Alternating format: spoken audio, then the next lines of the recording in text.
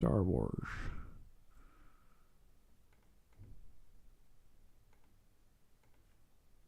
All right. Good afternoon, everyone, and welcome to Smudcast number 40. The Smudtalk number 40. I was a bit confused whether it was a Smudcast because we're covering a video, but we're not going to be criticizing the video. We're going to be talking about the topic with the YouTuber. Was H.P. Lovecraft a bad writer? Now, first off, some people have to actually have read Lovecraft to compare him to someone else. And it's kind of hard when you're looking at the time place he wrote in and what was being written then. And, you know, you could say Edgar Allan Poe would be a close time frame, but not, the styles are completely different. There might be some Russian authors that did various similar themes, not necessarily in the horror genre, but the same concepts of existentialism or angst or fear. So it's hard to say what he's comparable to. I do know he has dozens and dozens of books. He did some short story books as well. And the themes are pretty much the same all throughout. There's mythology, there's lore, there's magic, there's supernatural. And it doesn't focus on what you might think of like Stephen King horror, but it's sort of the unknown mystery and the feelings behind it. So Stephen King named Lovecraft as one of his writing inspirations and style inspirations for how to write horror. I think Neil Gaiman also wrote an essay about similar. But now that you mentioned Eastern European authors, I would say there is actual style overlap there that I didn't think of that. So when I read Stanislav Lem, for example, completely different topics, science fiction and very blunt, in your face science fiction. That is actual. I think you could say allegory. It's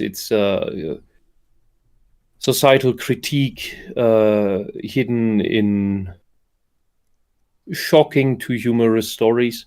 But the writing style is quite similar for the analytical, rambling, first-person view style of writing that reads more like a diary, in which Stanislav Lem's Star Diaries would be the prime example for. I was thinking of, when I would think of horror back in the day, I go back, or not horror, but magical, weird, violent sort of stuff happening. I go back to the classic of Master of Margarita about Bulgakov. And that's, to me, much more memorable and socially questioning and just has so many elements going on that you go, oh, I remember that scene. I remember this character. I remember what happened here.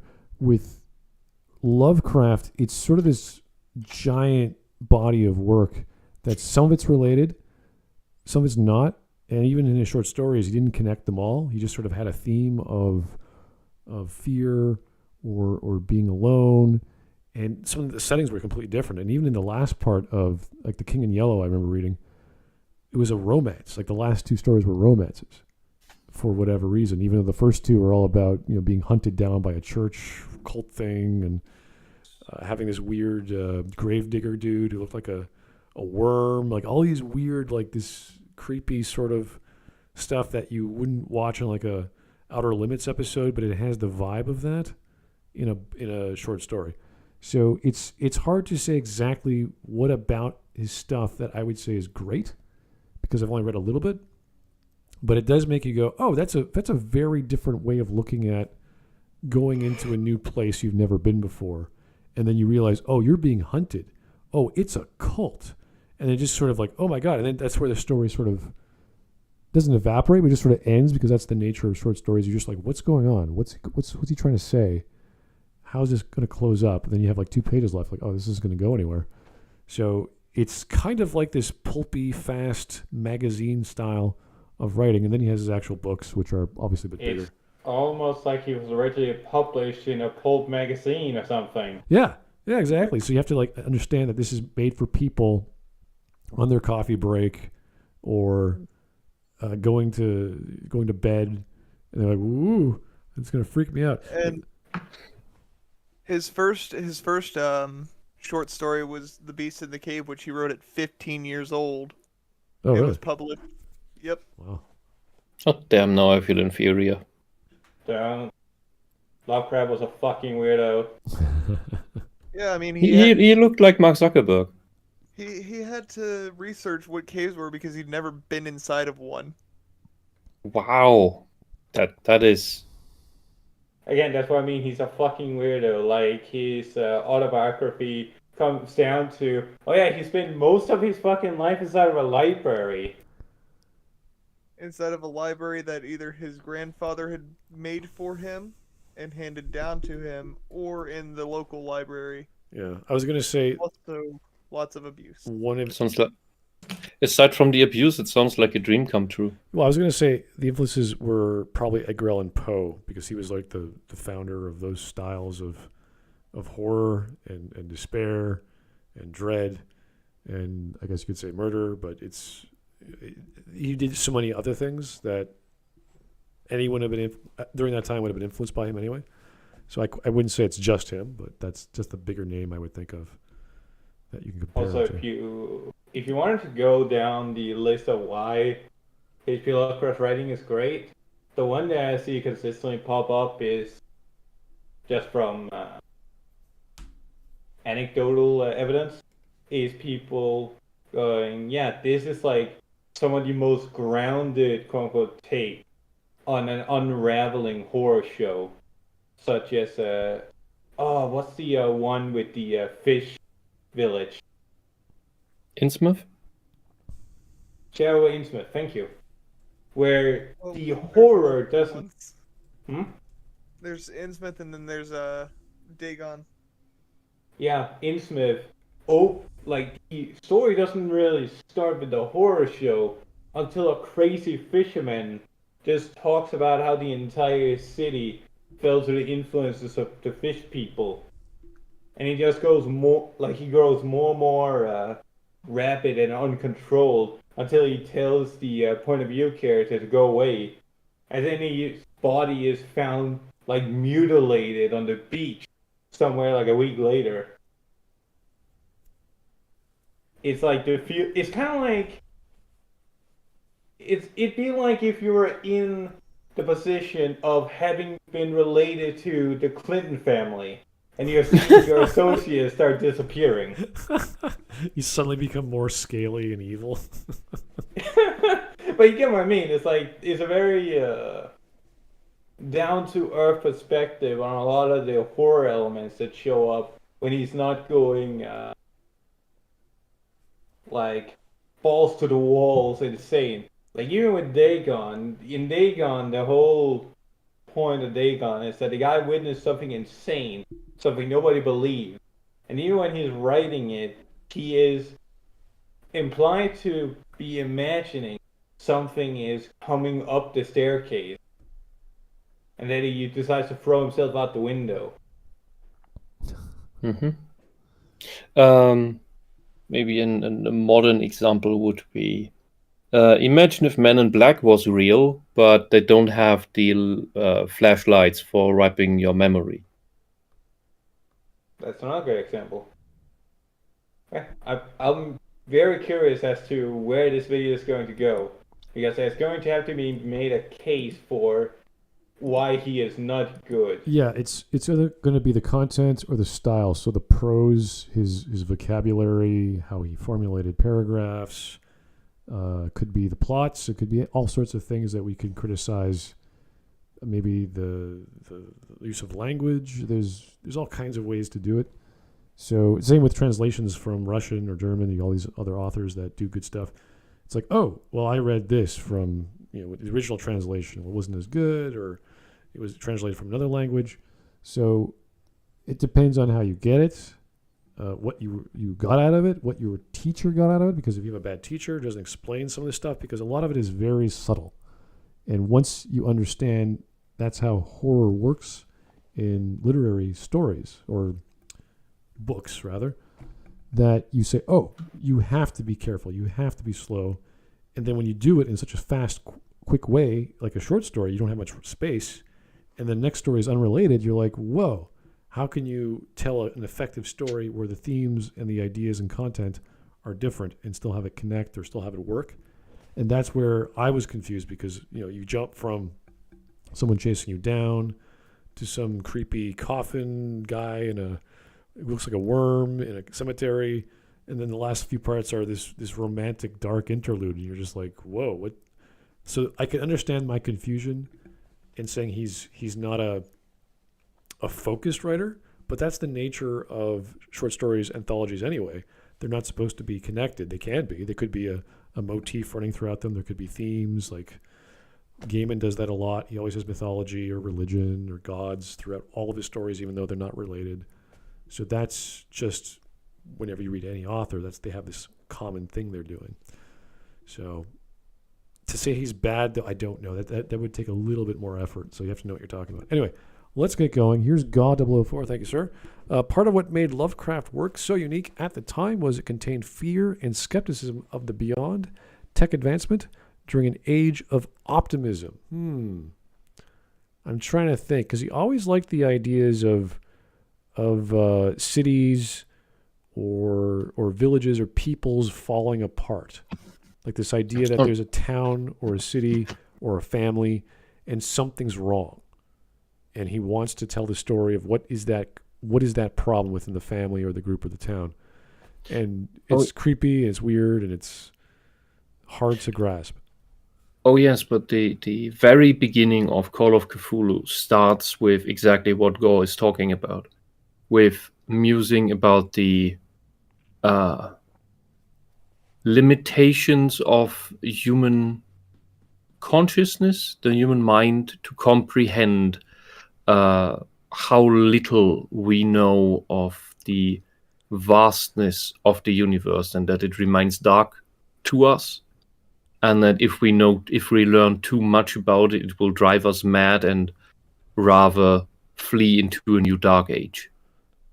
And that is why there are these ancient civilizations in the past, or one of the many reasons. Yeah, and he associated a lot of these knowledge from people that was lost to be either sacred or dangerous, and even having the words uttered were dangerous things, which is the basis of a lot of, I wouldn't say ghost stories, but Voldemort. Well, stories you read or you hear when you're a kid, that if you're not smart enough or know any better, that they just freak you out. If you're camping trips and people tell you ghost stories, like that's sort of the don't say this word in the middle of the night or whatever. It's like, oh, okay. So stuff like that I guess I don't think he originated that, but I think he had the knowledge of folk tales in his time that he just made his own and created his own mythos there. And there've been great modern adaptations. If you ever played through Darkest Dungeon, it is a perfect manifestation of the incomprehensible horrors that Lovecraft was writing about. All right. It also helps Has that anyone here finished that game? Can you finish it? I haven't finished it. Yes, you can. Yes, you finish can. it. Okay, cool. I had no idea. You can, and you learn what the Darkest Dungeon truly is, where it leads to, what it leads to, and what is at the heart of it, or what is the heart, or what is everything. What is the literal heart of the dungeon, if you will? Yeah, and it is not just the heart of the dungeon; it is more. But that's And an there's supposed to be entire. Darkest Dungeon 2. How about you finish the first one? Exactly. And Darkest Dungeon 1 was log. All right. Anyway, that entire besides. Right. Okay, so this video is 7 minutes and 41 seconds. It's by, let me see your name. It is Quiet Rockatansky. Okay. She's a pretty small YouTuber, that's fine. But we're all here to listen to... Actually, I thought it was a girl, but apparently it's not. Anyway, let's see what she has to say. Or he. Look, if you can't read, why don't you go to the back of the line and let me help the educated customers? Hey, what's up? It's Quiet here. So this is going to be like a quick, very I'm informal confused. Yeah. introduction to how to approach or how to frame H.P. Lovecraft's writings if you want to read him, so that you don't kind of stumble upon all his weaknesses and idiosyncrasies that maybe most modern readers are not accustomed to. There's a sentiment that H.P. Lovecraft was a bad writer. He wasn't a bad writer, but you have to understand what kind of writer he was, what he was going for, what he was aiming for, and why he's not a bad. Who? Please give example. I just want to say I love the grainy camera. It fits the atmosphere of the topic. Yeah, I'm very curious. Who is he referring to? Even the most ardent Lovecraft was Satan himself, like overly sarcastic productions, admitted that the works themselves are good. All right. I don't know. And that'll help you understand how to read him. So, first of all, what was he not? Because he does have some weaknesses, and he was certainly a lot of things there's a lot of things that he was not. When we think of reading, whether people grew up on reading Harry Potter or if you read Clive Barker, Stephen King, John Grisham, it doesn't matter. Think of reading like an Elmore Leonard novel. Basically, you're like watching a movie, you're watching scenes, right? Most writers post like F. Scott Fitzgerald and Hemingway, Dashiell Hammett, so on. Most writers after that, they write in scenes, right? And that's kind of how we think of it as modern books when we read a novel or something. That's a newer convention. Lovecraft, although he was writing sometimes alongside some of those guys, though he didn't really know it, they didn't know about him, and he didn't care about them. He was writing in an older school, older fashioned, was more of a telling than a showing in a lot of ways, and it was creating a feeling. And it's something that nowadays, if you take like a modern writing class, they're going to say to no end, show, don't tell. I would say it reads like diary notes. Yeah, that's the whole point of most of Lovecraft's stuff, is it's from the perspective and memory of the character that is telling the story. Think of it like found footage in writing. Yeah, wasn't Innsmouth the story of a guy recalling a tale, or was it a diary of someone?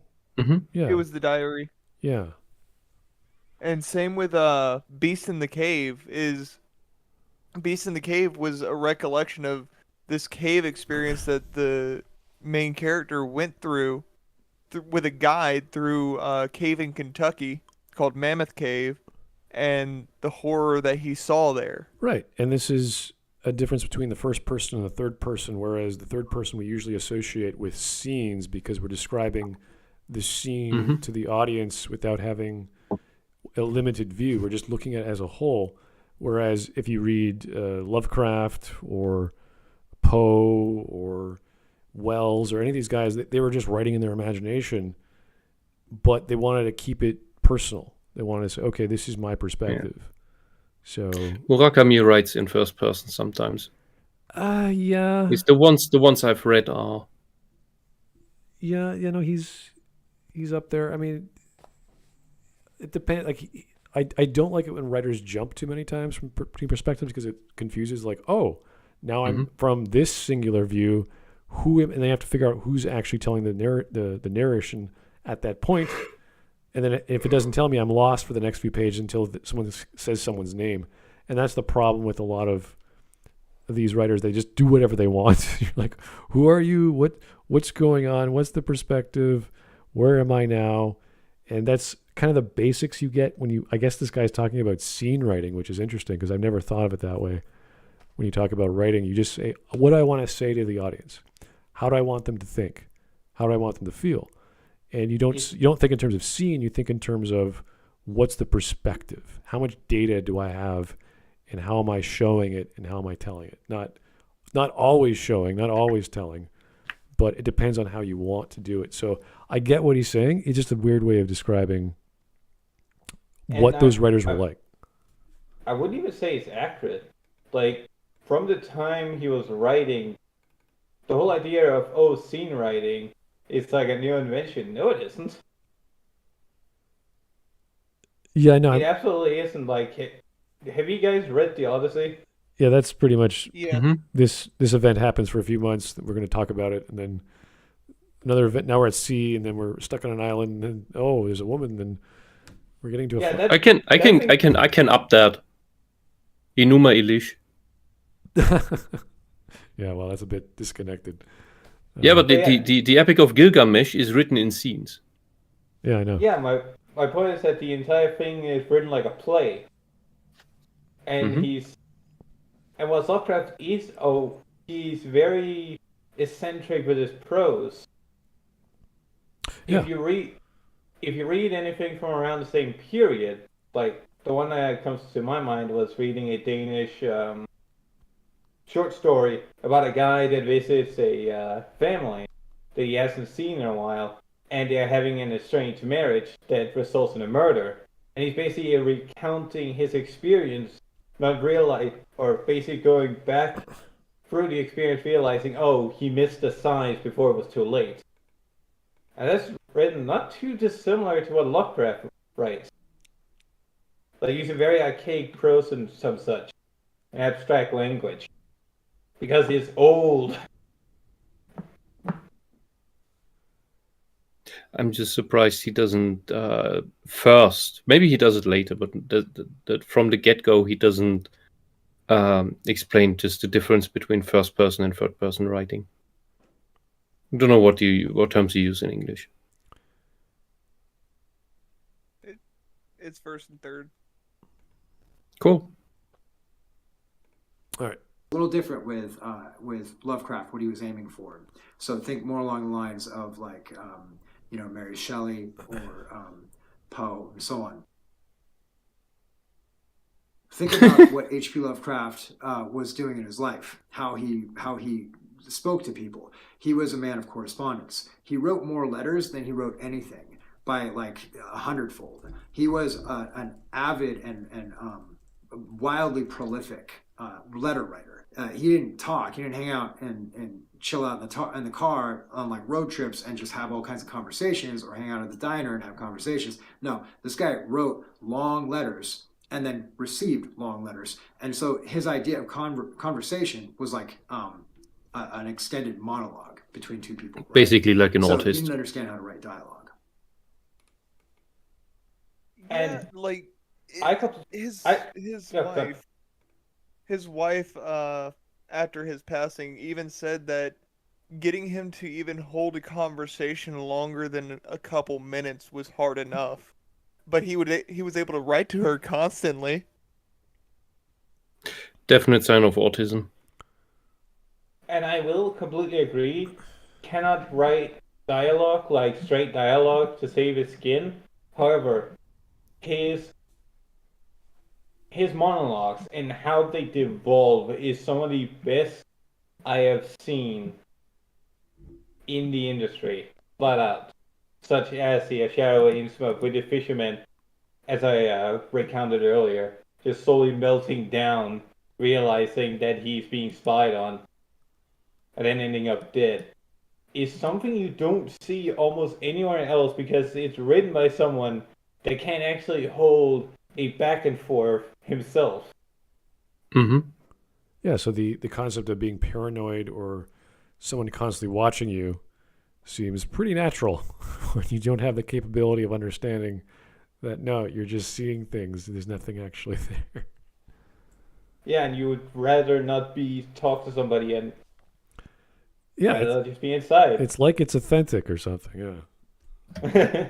And like with his dialogues as well and his conversational skills, he didn't talk to many people, because every time that he did, most of the people that he talked to were his family, and he was not on good terms with any of them except for his grandfather, because he would have shouting matches with his mother all the time and just spout Shakespeare at her.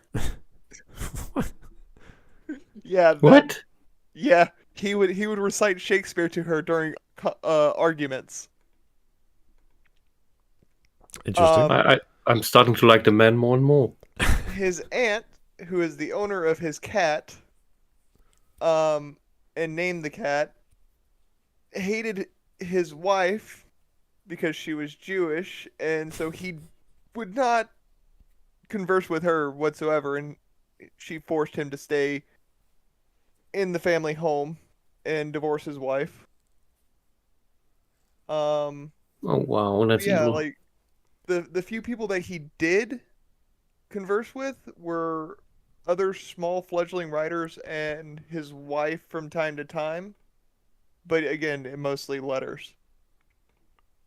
So after the divorce? Yeah, they still kept in good contact with one another. Oh god, that poor man. All right. Yeah. So the reason why Lovecraft gets shit on by the left is because of his horrible, what was it, grandma? His aunt and his mom. Okay, so the women are responsible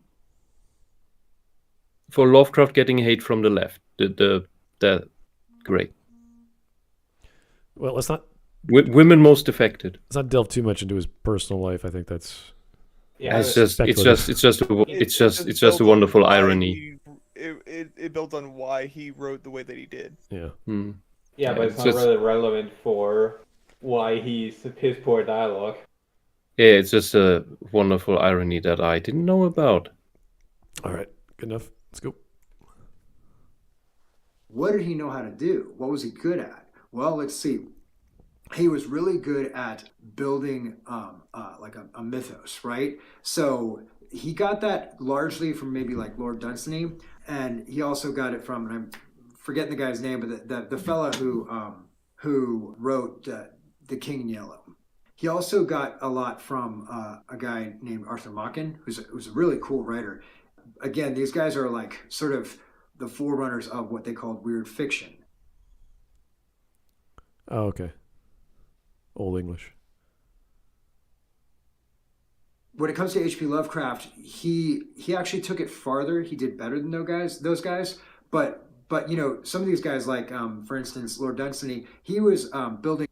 Just on a side note, the Old English word "weird" comes from the Germanic word "werden," which is to become. So that's why it's related to fate. Just Also, in reference to Mr. Chambers, it's not hard to do better than Chambers because the only reason anyone, as far as I understand, anyone knows about him or cares about his works is because Lovecraft was a fan of his.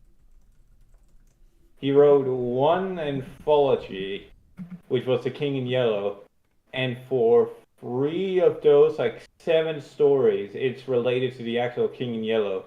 The rest is prototype romance stories. Yeah.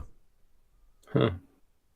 It's a very straight, like, there's 2 of them, or there's 2 major settings. One is Paris, and the other one I don't even know.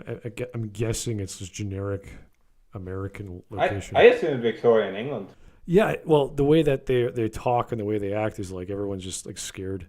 Because you think of like the Rue Morgue from Poe, or that sort of feeling, but it's probably American. I have no idea.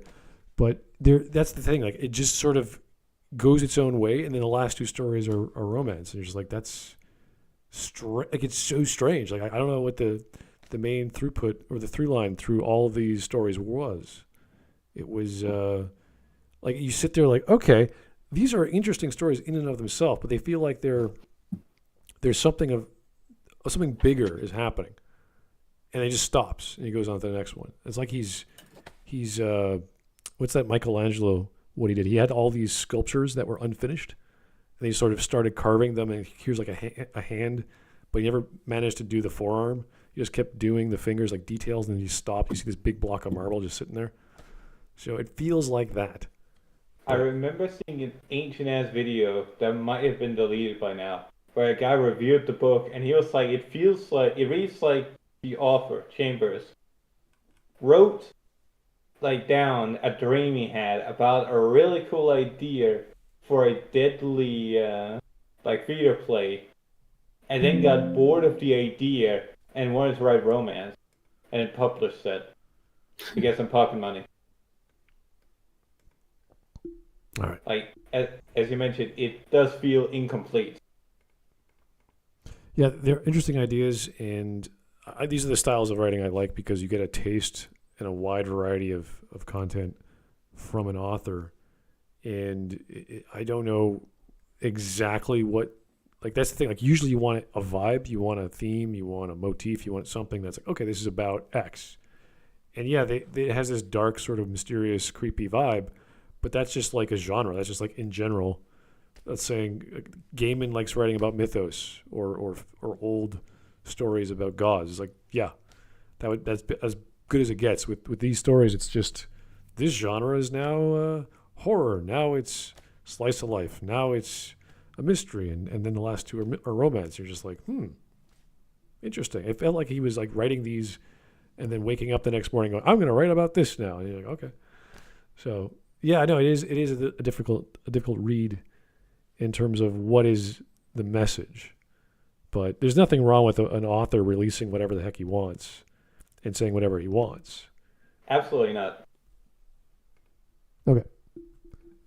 Building a mythos. He was creating all these like gods and monsters, so to speak, and it was becoming like a logical, solidified universe that existed, in and of itself. It had its own rules and its own inherent logic. That's what Lovecraft set out to do. As far as building those myths, that's why we still have him. That's why he's such a big deal. He kind of conquered and slaughtered all. I mean, he was so good at it that now he's like kind of been infused in all sorts of horror and sci-fi cinema and literature. Music is inspired by him. Art all over the place, right? So was he good? No, he was great. He was absolutely fantastic at it. Another thing that he was trying to do was, again, create literature that made a lot of mystery, like layers of mystery, so that you never really got to go behind the veil so much as like you got to slightly peek behind the veil.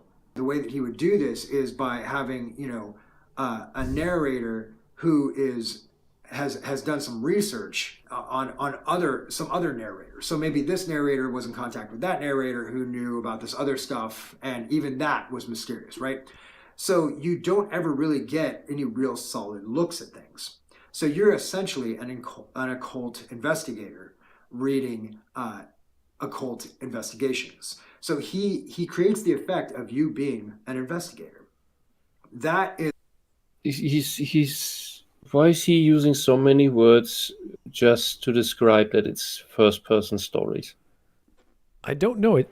Like, all he has to do is say, No. look at his influences. Look at Poe and look at the Murders in La Rue Morgue and say it's like that. Only it's not a murder mystery. It is a mystery, and it doesn't end the way a murder mystery would, because it's not about catching the criminal. It's about, oh my God, this is terrifying. The end. Yeah. So I don't understand why he's not just naming the widely known things about Lovecraft. Like, the way he writes horror is by not just naming the thing, but instead describing it, which is what Stephen King and Neil Gaiman picked up on in many, many regards. Oh yeah. I think what he's trying to That's do the vagueness. is, I think what he's trying to do is elaborate on what it was that made Lovecraft so good. Well, he's saying, Possibly. yeah, he's saying that he's giving the audience the opportunity to be the investigator. I'm like, that's okay, but that's any narrative where there's mystery. So it doesn't have to be a murder mystery. It could just be horror mystery. It could be, what is this person going to do the next page? Like, that's standard stuff. Your brain just starts speculating. So Sure, but let me put it another way. To this day, we have people putting more and more pieces together from Lovecraft's writings, such as the Outer Gods. And the Outer Gods is mentioned in one novel, and it's from the point of view of an acolyte that witnesses his master go up to a mountaintop and talk to gods, like the gods of his pantheon, and realizing that the beings that he's talking to are not what they claim to be, and they fucking eat him. From that story, people have speculated, well, maybe it was just a flight of fantasy on Lovecraft's part. No, these guys are a coherent, consistent part of the narrative that establishes something that is greater than the old gods. Mm-hmm. And that is something that Lovecraft himself didn't come up with. Like, he didn't, or to be more specific, he didn't exposition that, and no other characters in the narrative came to that conclusion. That was up to the readers to do so. I think that's what he's trying to convey. That's why Lovecraft's so good. Mm-hmm. Is that it's not just a mystery that concludes at the end of the narrative. It's entirely left up to you to decide what is the truth. And that's like Color rather, Out of Space. It involves a meteorite, but there's more to it than that because we don't know if the meteorite came from the Elder Gods or what, because we do know that they do have influence, or if it was a who's the one that's always sleeping? Azathoth. Or if it's a piece of Azathoth that had... No. We are all Azathoth. That's right, we are all Azathoth. Cthulhu is sleeping, and when he wakes, he will wake Azathoth. That's the idea. Cthulhu is a priest of Azathoth. And once Azathoth wakes, we will cease to exist. Well, yeah, we get what you mean, sorry. It's like we don't know what it is exactly that the Color Out of Space is, whether it is from the Outer Gods, from the old gods. Is it an entity in and of itself that we know exists, that fought the old gods? Like, what is it? And people have tried over the past 50, 60 years trying to piece together what the fuck, where does this thing sit in the cosmology of Lovecraft? Mm-hmm. It's really cool. Yeah, and it's less that it. I wouldn't describe it as he lets you decide what is the truth, but rather he lets it open so that your imagination can run wild and come up with its own nightmares, with the worst things you can imagine, because that's probably closer to the worse your idea of what's going on is, the closer it is to the truth, but it will still be far away from it. That's the horror he's setting up. Oh, interesting. So the Outer Gods is also referenced as the Court of Azathoth. Huh. All right. I don't know how to begin to interpret that. Yeah, well, in the end, it's all about Azathoth because the universe is Azathoth's body, which is an idea taken from Gnosticism, Taoism, if you will. Just twisted into something super evil. Horrifying. Mm-hmm. I think so Azathoth sleeping. Let's keep him asleep. That's fine. And then we can go about watching anime. Mm-hmm. Yeah, and watching Persona, where they turn all these gods into cute, colorful. Well, not necessarily cute, but definitely colorful-looking manifestations of your mind. Well, there's a manga, web manga, where they turned Cthulhu and all the other Elder Gods into cute anime girls. Of course. Yeah, well. What hasn't been turned into cute anime girls? I'm still not gonna let that slide, by the way. One of the old gods already disguised himself as Hitler in Persona 2. Why not? Of course. Makes perfect sense. Anyway, here's Ga 004 again. Thanks, sir. Lovecraft knew guys like Houdini and even collaborated with him on some story ideas. Cool. I don't know how that works, but Houdini was a pretty prolific guy as well. Maybe not in the literary front, but definitely in the acting front. You needed imagination to put up his shows. Yeah. All right, let's go. And it's a way to experience his writing. You have to study it. You become someone who's closely reading his material so that you understand what's going on behind that veil. as far as his mindset goes, he was in his own mind a gentleman, a scholar, and a man of leisure, and he was writing for an era that had kind of gone by. It was no longer in existence, where people would read as a matter of leisure, where you would just sit and spend some real time. He's calling all of us in this generation stupid, which isn't wrong. I don't know. It seems like a strange leap, if you will. I would say quantitatively, fuck English. Quantitatively, there's more people reading now than there were back in the day, simply because we're more people. But qualitatively, it might be less due to all the other escapist media we have to distract ourselves. That's just my guess. Tends to be a little longer. You didn't want it to be like journalism. You wanted it to be a little more extravagant than that. Here's another thing he did, and this is the last thing I'll mention, is he impressed upon the reader by building a world, by building this universe, he impressed upon the reader a certain moral. Now, this is comparable to, say, Dante Alighieri, who wrote the Divine Comedy. But Dante... props to your pronunciation. Legit. That's kind of impressive, considering that when people mention Dante, they just usually go for Dante. I only go for Dante. I can't pronounce his name. What, Alighieri? Alighieri?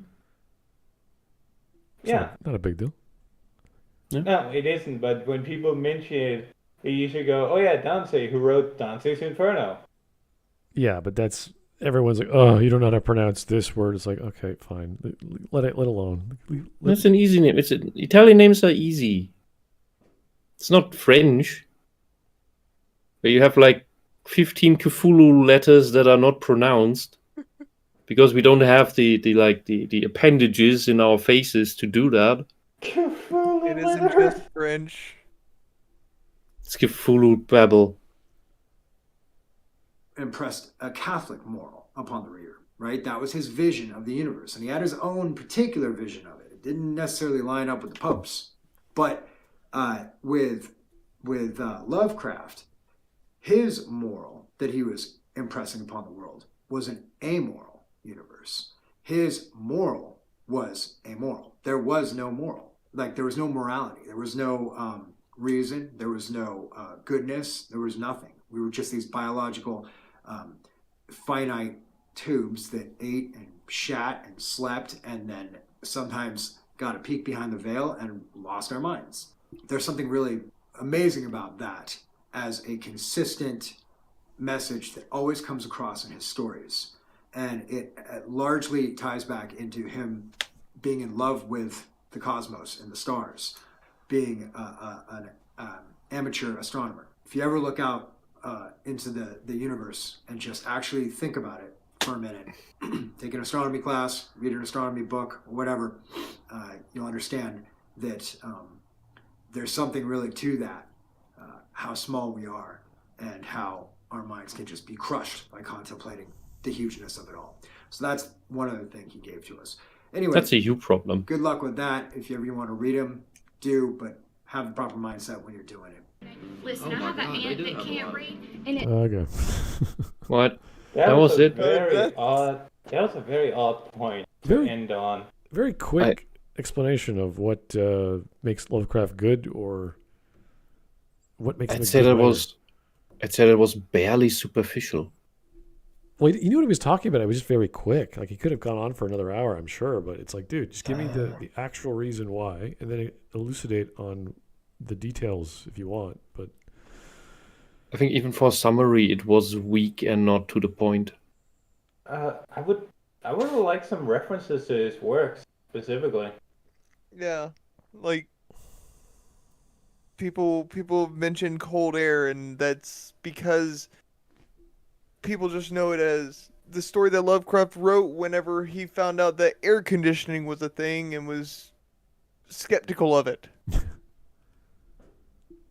Well, the idea that the universe is bigger than we are, and there's things beyond our understanding. It's like, yes, that comes across anytime you read any supernatural story, because there's things beyond your understanding, and you're scared of that. So yes, he might have been into astronomy or whatever. It's great, but you don't need to have that understanding of horror or Lovecraft to understand that comes across.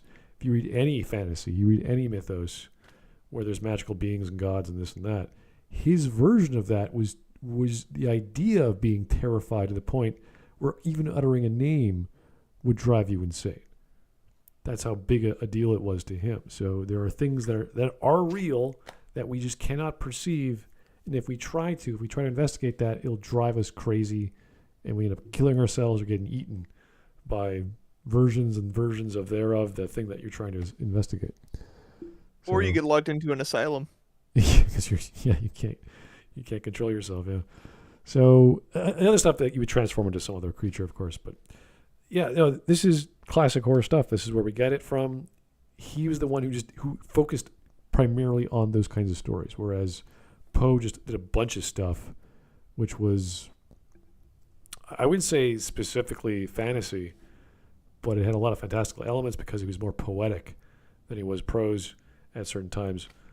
And his stories involved murder and practical stuff and the occult at times, but nothing the way that Lovecraft did. So, yeah, no, is he a great writer? If you like horror, you're gonna be fascinated by him, I think. If you're a prose guy, if you're a guy who likes structure, like a very strict logic in all of your scenes and all your characters, no, you're not going to get that from Lovecraft. It's going to be it feels very dated, but there's nothing wrong with the language itself. The language is fine. It's easy to read. It feels like an American author to me, with a few good words here and there you might have to look up because he wasn't dumb. He knew his vocabulary. So he's a smart guy. But they read very easily, and they're easy to get into. The books might be a bit too much, I think. And I think, was it the Necronomicon was probably his most popular one? Or the Call of Cthulhu, I'm trying to remember. Call of Cthulhu is the most popular. Yeah. Necronomicon is the second, and then Mountains of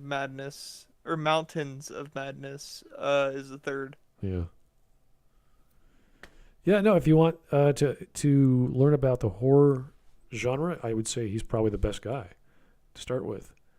And if you're getting into any kind of writing, or if you want to understand why the shows we might watch the past 20, 30, even 50 years on horror aren't quite cutting it, or it's not for you, and just read some Lovecraft. You're like, oh, okay, now I get where this came from. And if you just want to start reading Lovecraft right away, just go to hplovecraft.com/writings. Are they free? There's lots of his writings in electronic form on the website. Oh, cool. And Call of Cthulhu is there, and many others. And if you want to have them read to you, there are several excellent YouTubers that read it, such as HorrorBabble.